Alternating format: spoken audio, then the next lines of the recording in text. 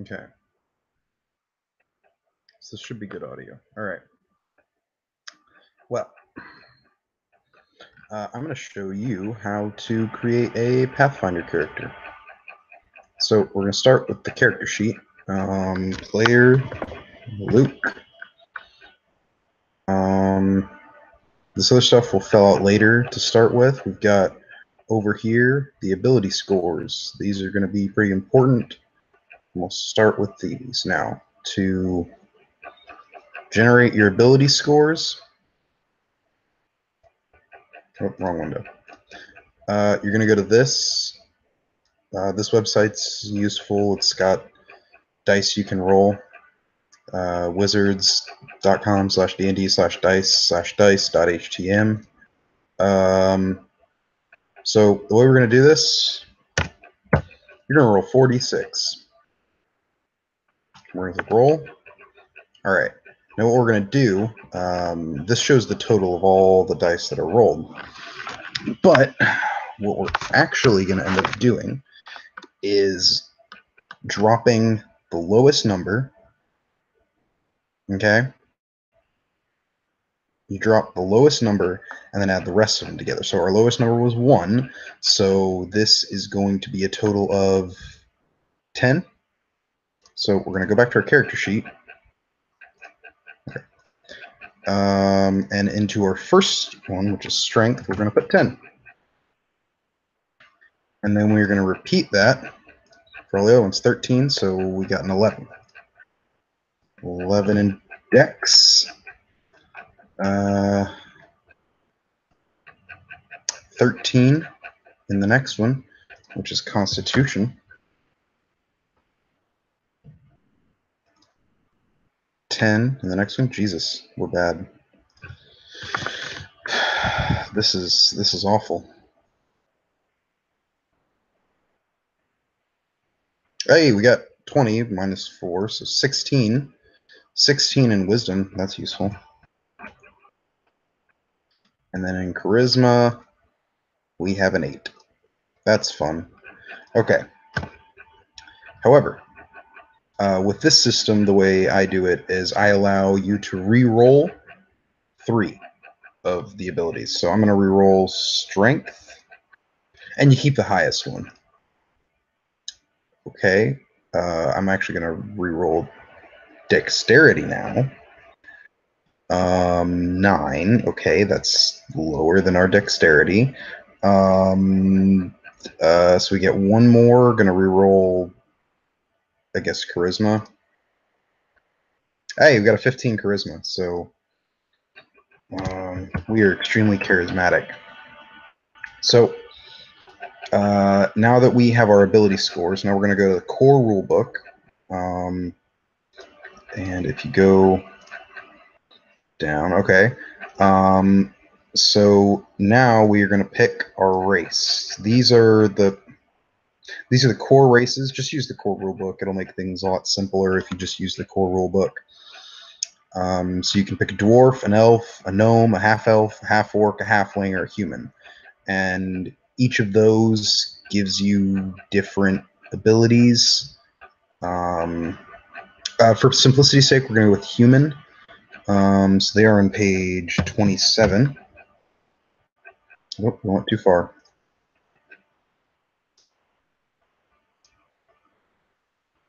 Here we go.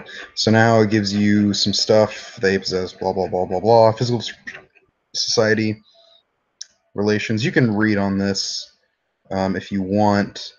Okay, so human racial traits. That's what we care about. So humans get +2 to 1 ability score at creation to represent their varied nature. So we're going to go over here. We can get +2 to any of these. I'm going to say... we've got a high wisdom, got a high charisma. I'm gonna say we're gonna get +2 to strength, so that we have a solid strength. They're medium, so they have no penalties or bonus. You have a base speed of 30 feet. You select an extra feat. We'll deal with that later. You get an additional skill rank at each level. We'll deal with that later. So now that we have our ability scores generated, these numbers don't matter that much. See, what we really care about are what our ability scores give us. So here we go. You're going to go to page 17. And here we have table 1-3, ability modifiers and bonus spells. So here is the list of, on the left side, you got ability score. So if you have if you have a 1 in any ability score, that modifier is -5. So what the modifier is when you do a roll, or to determine something, you would add your ability modifier to all the relevant rolls. So we'll start with strength. We have a 12 in strength, and if you look on the table, 12 gives us a +1. So we're going to write +1. With our dexterity, it's 11. 11 gives us nothing. No bonus, but no penalty. Constitution, we have a 13. A 13 gives us a +1. If you'll notice, it's every two numbers are grouped together and though under one modifier. So like our intelligence, 10 and 11 are 0. 12 and 13 are 1. 14 and 15 are +2. 16 and 17 are +3. So we've actually got a +2 to our wisdom and a +3 to our charisma. So now we are human. Now character level. This is where you're going to put your class and the level. So there are a good number of choices for class in the core rulebook. You got barbarian, bard, cleric. I'm just going to go for a cleric because I think that's easy to do. Relevant. Clerics are okay at melee, but then they also cast spells. So I think it's a good way to show somebody. So now we're going to click cleric. That's our class and the level we have in cleric, which is we're creating a level 1 character. So 1. Now, what we're going to do, we're going to go to cleric page 38 in the book, which is probably going to be like, yeah, page 38 in the book. You will find cleric. So under the cleric section, roll, alignment, don't worry about that. Hit die, you'll notice this little section. What that's referencing is each level you get is another hit die you add. What that means is your HP. So every time you level up, if you're a cleric, you roll a d8, and whatever you get, that's how many hit points you get for that level. You get hit points as you level up. You get more hit points, more max hit points. The first level, though, you get the max hit points you get. So out of a d8, the max is 8. So 8 HP. Now here we have class skills. The cleric's class skills are appraise, craft, diplomacy, heal, and then it shows, and it puts next to it the relevant ability that it relates to. You can see your skills over here. So here are all the skills, and this little checkbox over here, if you click on it, it puts a little check mark. Put those check marks next to your class skills. I'm not going to worry about that right now. Well, my computer is deciding to not. Okay, there we go. Yeah, so you put it next to. So the way skills work is at each level you get a certain number of skill points, and you can use those skill points to put ranks into your skills. And for each rank that you put into a skill, you get +1. So if you were to put a rank in acrobatics, you'd get a +1 to your acrobatics. Now, you also add your ability modifier. So here's the ability that relates to it. And over here, you just put the ability modifier, and this would be the total bonus. So if you were trying to say, jump across a pretty wide chasm, you'd make an acrobatics check. So you would roll a d20 and then add your total bonus for your acrobatics skill to the result to see if you make it.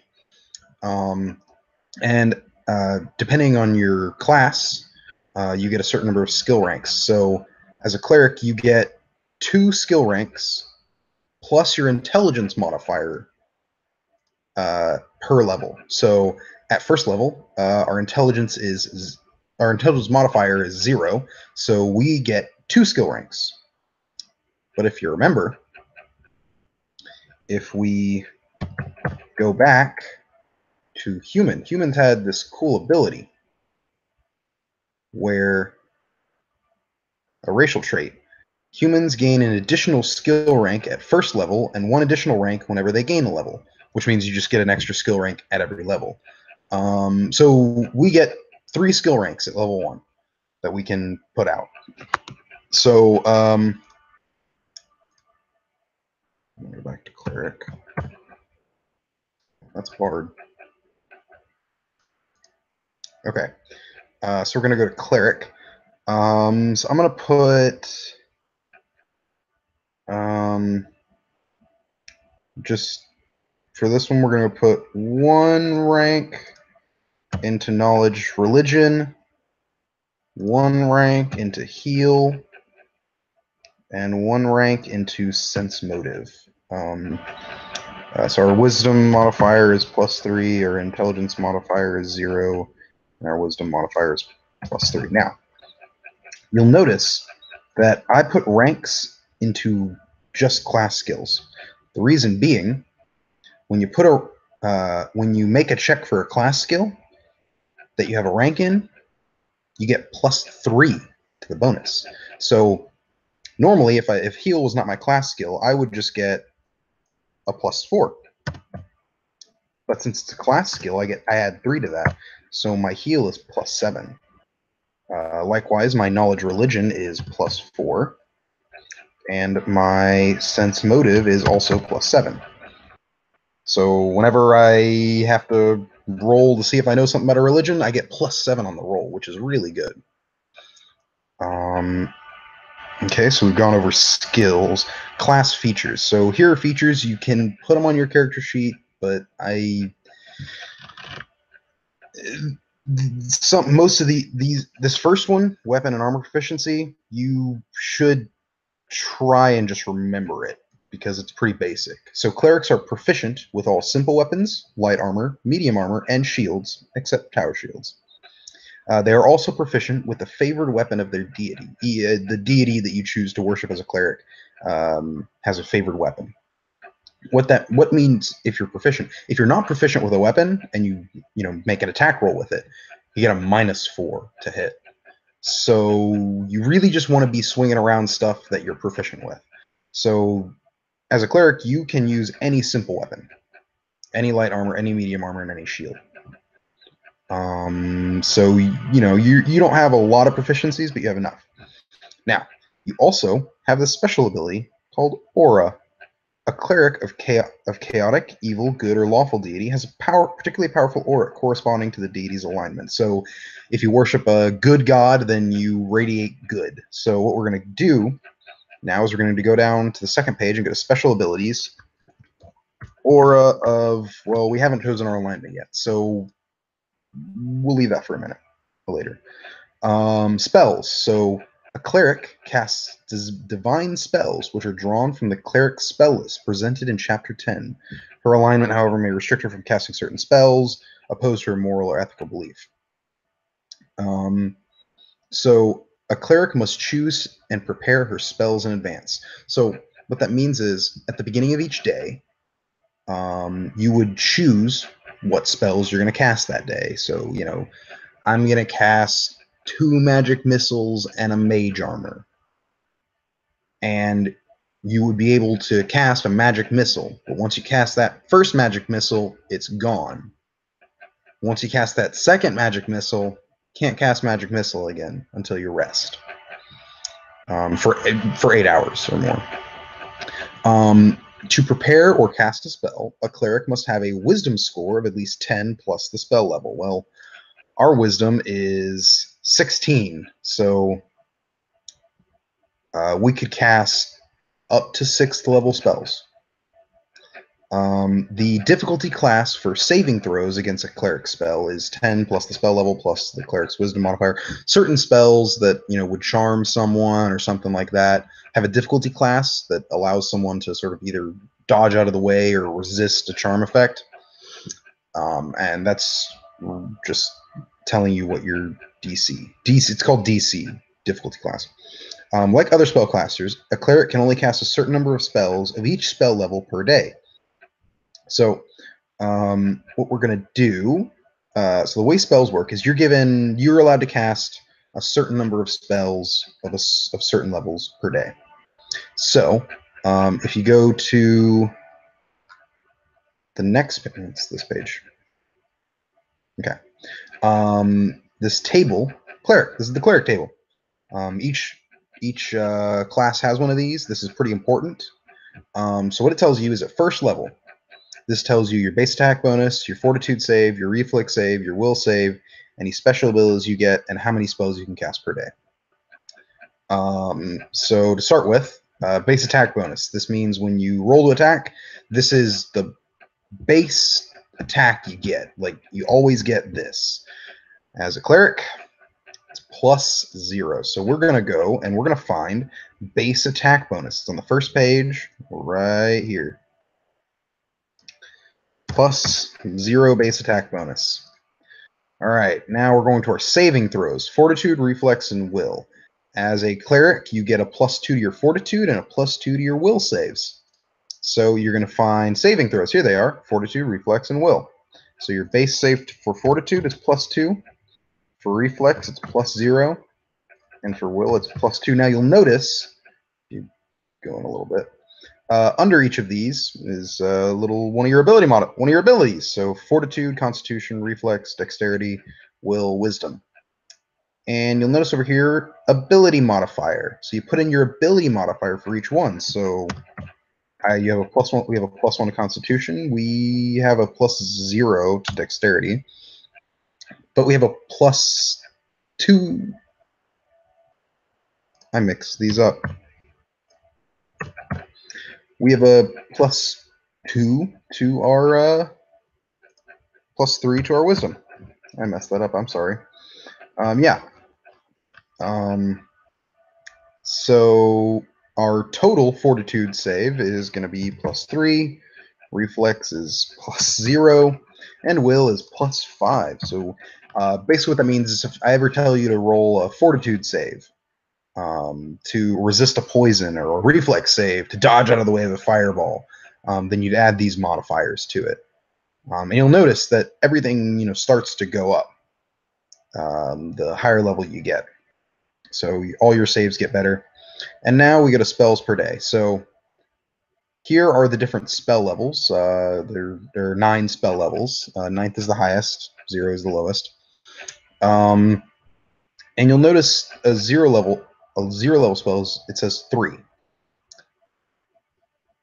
What that 3 means is not you can only cast 3 0-level spells a day.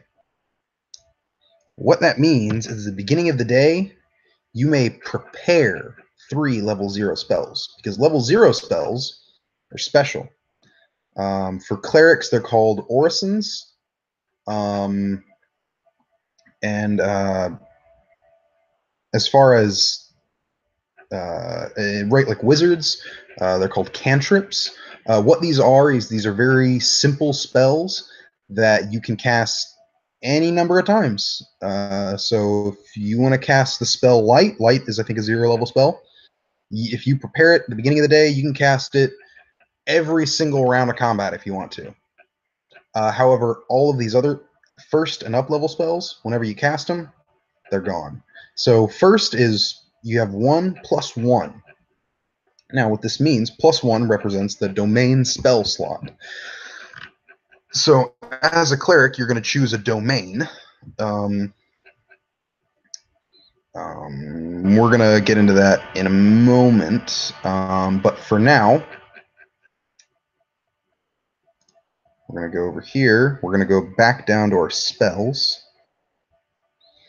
So we have three level 0 spells per day, and we're going to put in 1 plus 1. Now we need to find our bonus spells, because if we go up to here, in addition, you receive bonus spells per day if you have a high wisdom score. So we're going to go back to table 1-3. So you just click on that and it should take you to table 1-3, back on page, whatever page this is, 17. So we have a wisdom score of 16. So what does that give us over here? So we can cast a bonus first, second, and third level spell per day. So we go back over here and we go bonus first, go away. Bonus second, bonus third.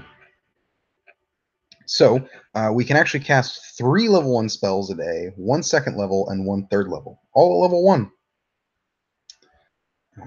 Now we go back to the cleric page. We're going to be spending a lot of time on this page. I would encourage you to read through your class page. It's usually not long. It's usually like 3, sometimes 4 pages of relevant things. Now,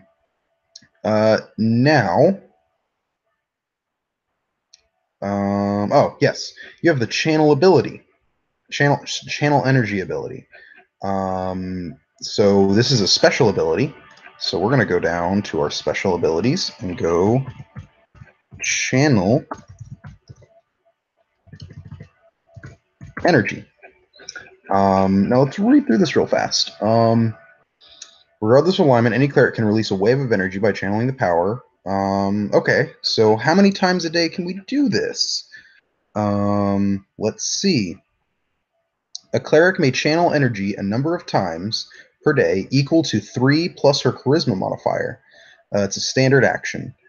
And you have to present your holy symbol to use the ability. So 3 plus our charisma modifier, which is, if I'm not mistaken, 2. So 5 times a day you can channel energy.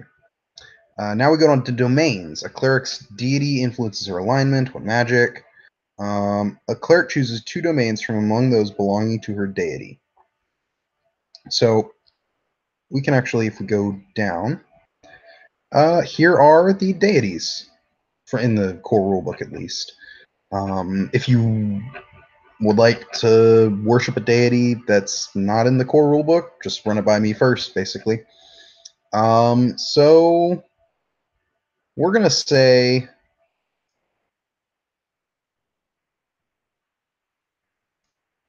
actually, I like Warhammers. We're going to go with Torag. We're going to worship Torag. So we're going to go up under Deity, Torag. And now, if you'll notice right here, AL alignment. He's LG, which stands for Lawful Good. Well, now it's not okay. There it is. Lawful Good. So just for convenience sake, we're also going to be Lawful Good. So now Torag, God of the Forge, protection, strategy. His favorite weapon is the Warhammer. That's also badass. His domains. So he's got the good domain, law, protection, earth. Let's look at the good domain. So the domains you choose give you powers. So at first level, we get Touch of Good. So let's go to our special abilities and go Touch of Good, and our domains are good and something else. So Touch of Good, it's granting it a sacred bonus on attack rolls, spell checks, ability checks, and saving throws equal to half your character level, minimum of 1, for 1 round. I can do this 3 plus my wisdom modifier, which is 3, so we're going to put a 6 next to that. Torog also is a deity of artifice, earth, good, law, and protection. We'll choose protection just because we're cool like that. Here we go. This is interesting. So this actually gives you two things. So your faith is your greatest source of protection, and you can use that faith to defend others. In addition, you receive a +1 resistance bonus on saving throws. When it says that, it means all saving throws. So we're going to go to miscellaneous modifier and put +1 next to totals of all of them by 1. So 3 goes to 4, 0 goes to 1, and 5 goes to 6. We also get resistant touch. And you can give an ally your resistance bonus for a minute. And we can use that times per day 3 to our wisdom modifier, which is 3, so 6. So go back to our special abilities and resistant touch 6. We'll just, 6 times a day, both of those. We also, I forgot to mention this, domain spells. So these are, you can prepare and then cast one of your domain spells per day currently. So you can prepare Sanctuary or whatever the good one was. If I can get up to it. Good. Protection from evil at first level. So that's not bad. Okay, so now we know our domains, good and protection. This is a list of spells. You can just go through the list of cleric spells and put on here spells that you think you're going to be using a lot, because as a cleric, you have access to all spells on the cleric spell list. When you prepare your spells, you can just prepare any of the spells from that list that you can cast, that you have spell slots for. Ooh, here's a really relevant one. Money. So what we're going to do, we go back to the table of contents and go to equipment, because we need to equip this guy. So equipment is on page 140. So how much wealth do you start out with? Well, here we go. Starting character wealth. Depends on your class. As a cleric, 46 times 10 GP, fuck that. We're just going to go with the average. You get 140 gold pieces. So GP, 140.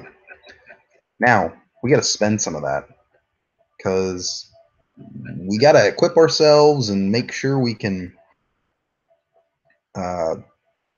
actually do things. So we're going to start with a weapon. Now, we have access to all simple weapons, so all these. But I don't think we really care about these, because we can use a Warhammer. And that costs 12 gold pieces. Next we have damage. So this first one is for a small creature, but we're not a small creature. We're going to be using this thing on the right for medium creatures. This is the damage it does. So for a Warhammer, it's 1d8. So here we're going to go over here. I'm going to go up back to the first page. I'm going to go weapon. Warhammer. Damage, 1d8. Here's the critical.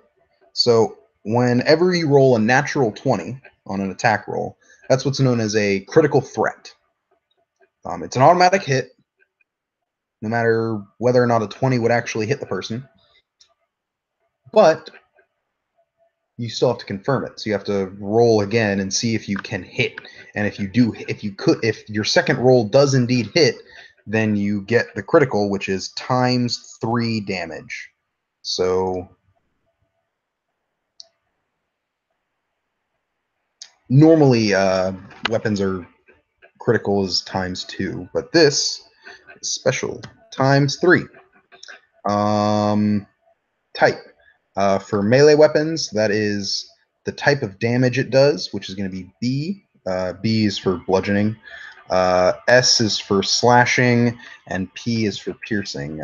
Just the types of damage do matter sometimes. There are some enemies that are resistant to certain kinds of damage, something like that. Attack bonus. Now, you might think, well, attack bonus, that's going to be 0, right? No.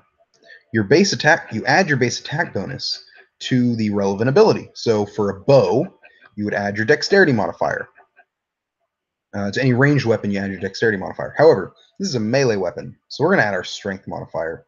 So we actually get a +1 on our attack rolls. Even though our base attack bonus is 0, our strength is 1. 1 plus 0 is 1. That cost us 12 gold pieces. So we are going to go down to our gold and remove 12. 140 minus 12 is 128. So now we've got a weapon. Now we need armor ourselves, keep ourselves safe. So we're going to go down a few pages to armor. Here we go. So we're proficient with light and medium armor. So we're going to go down. I mean, we can afford medium armor. We'll get some scale mail.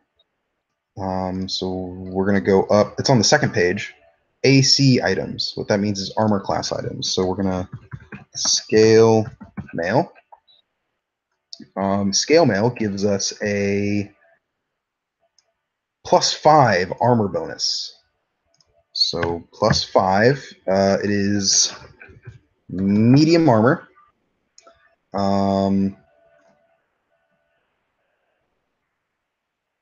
Armor check penalty, it gives us a -4. So if you have to do something that requires you to sort of like dodge out of the way, you get a -4 to those kind of penalties. And max dex bonus, we're not even going to worry about that. That cost us 50 gold. Whatever 128 minus 50 is. Hang on. I'm going to do some quick maths. 128 minus 50, 78. So we got 78 gold left. Oh, shields. We're going to want a shield. Let's go with a...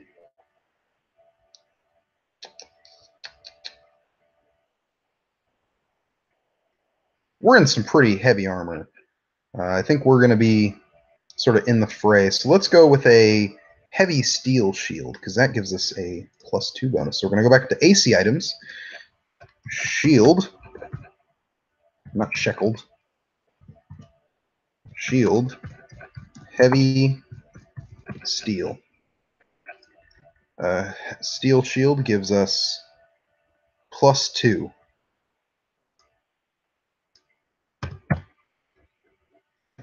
Type shield and -2. Now we're going to get down to totals. Now we're going to get down to totals. And so our bonus is going to be +7. And our check penalty is going to be -6. Now that we have our AC items, we're going to go up to this number, this little thing. Armor class, AC. This is 10 plus our armor bonus, plus our shield bonus, plus any other relevant modifiers, like our dexterity. Our shield bonus is +2. Our armor bonus is +5. So you add that +10. Our AC is 17. Your touch armor class is the difficulty at which someone has to touch you. So obviously, I mean, your armor doesn't help if someone's just trying to put a hand on you. So it's just your dexterity modifier, which is 0. So you just have a 10. And flat-footed is if it's like an attack that you're not expecting, you can't dodge out of the way. So that's going to be your armor class minus your dexterity bonus. So it's just going to be 17.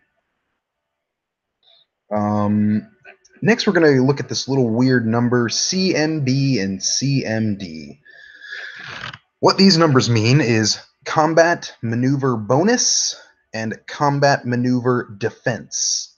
So if someone attempts a combat maneuver, like they try and trip you or they try and grapple you, then they're rolling against your CMD, your combat maneuver defense. So your combat maneuver defense, you need 10 plus your size modifier, 0, dexterity modifier, 0, strength modifier, +1, and base attack bonus. So if someone tries to do a combat maneuver on you, they have to beat an 11. If you try and do a combat maneuver against someone else, use your CMB and you add that to the bonus. So it's just going to be +1. Initiative bonus, it's your dexterity modifier, so it's just 0. Our base speed was 30 feet. However, with armor, if we go to our scale mail, speed, if our base speed is 30 feet, then our speed is reduced to 20 feet. So with our armor on, we can only move 20 feet per round. These other ones are kind of irrelevant unless you have the relevant things. One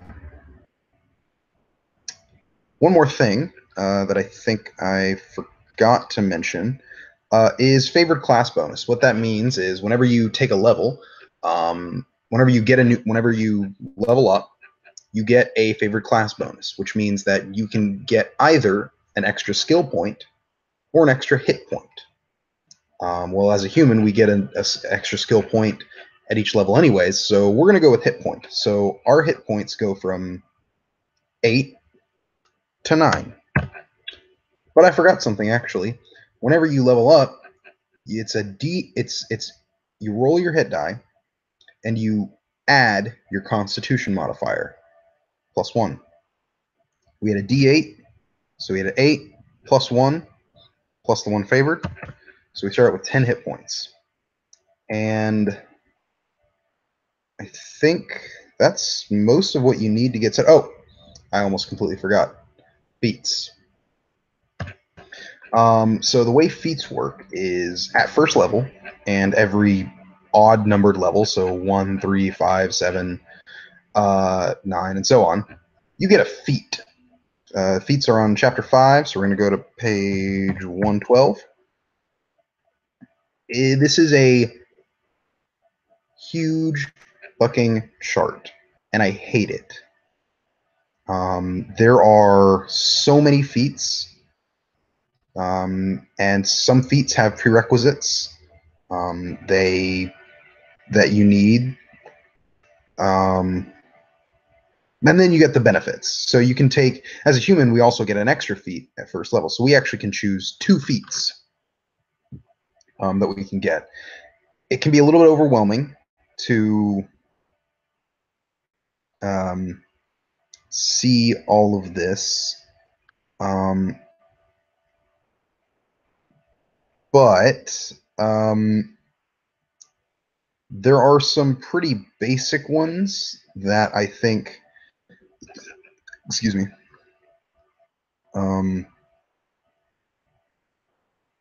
you should really get. So a couple ones that are useful for just about everyone. If you have a question about feats, you can just shoot me a text or call me and see. And I'll go through what might be useful to you.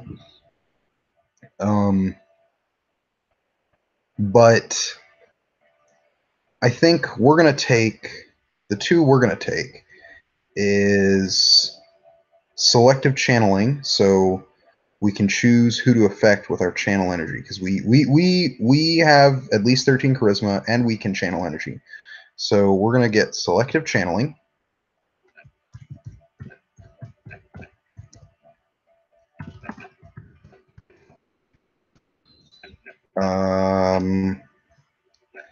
And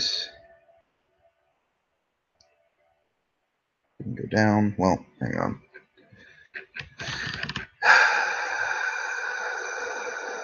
Here we go. I guess.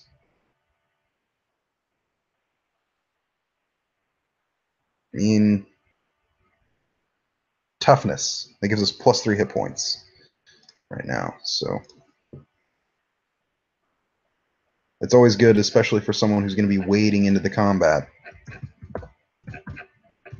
to have extra hit points. So we're going to increase this by 3. And you can fill in the rest of the stuff. Your medium, whatever. We'll make him a male. We'll make him 21. Character name, Barrick. It's Barrick the Cleric. I made a pun, sort of. You can also use your money to buy experience points. 0 currently.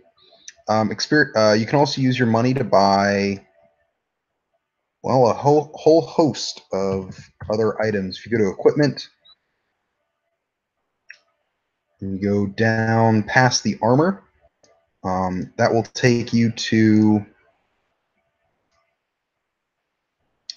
no, not here. Here we go. Goods and services. So you can get adventuring gear, like a backpack and a bucket, or a chain, chalk, firewood, spyglass tent, torch, whole ton of crap.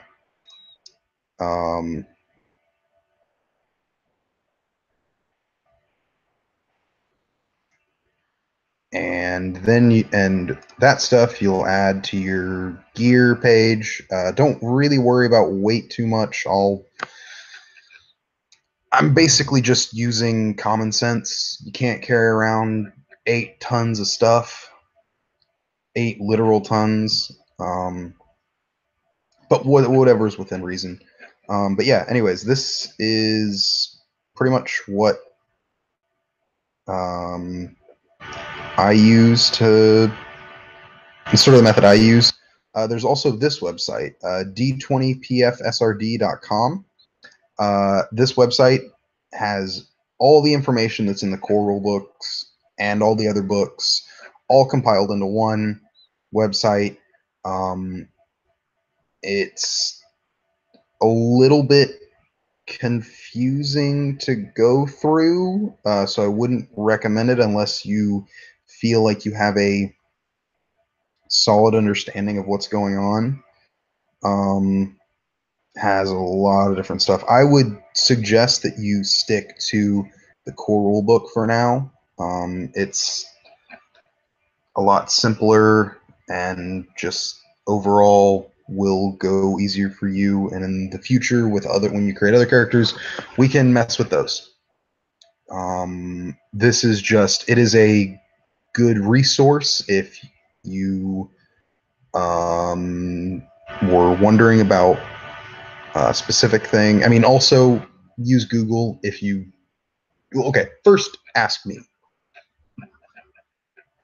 However, if I don't know, either don't answer fast enough or I don't know something, Google it. Google your question. Someone's probably already asked it, and I can almost guarantee you someone has answered it. So that is, I think, all